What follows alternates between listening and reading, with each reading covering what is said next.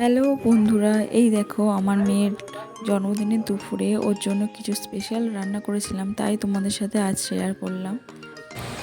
High বন্ধুরা, দেখো আমার বার্থডে, তাই আমার মা আমার জন্য এত কিছু রান্না করেছে। দেখো কত কি রান্না করেছে। এই দেখো ও ছোট বোনুকে কোলে নিয়ে চুপ করে বসে আছে, সবাই মিলে আশীর্বাদ করছে ওর এই দিনগুলো যেন আরও ভালো হয়, ও যেন মানুষের মতন মানুষ হয়।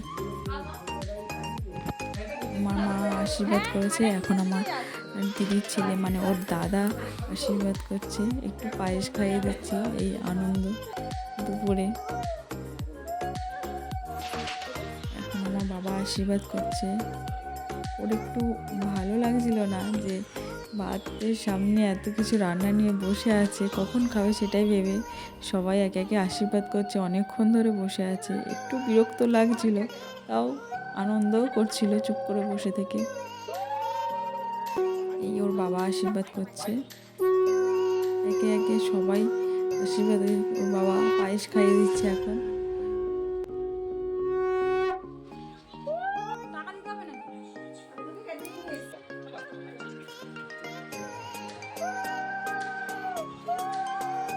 ওর মেয়েও ওকে আশীর্বাদ করছে,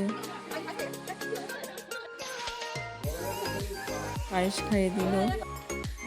এখন ওর মা নিয়ে আশীর্বাদ করবে একে একে। আমরা সবাই আশীর্বাদ করেছিলাম দিনটি ওকে।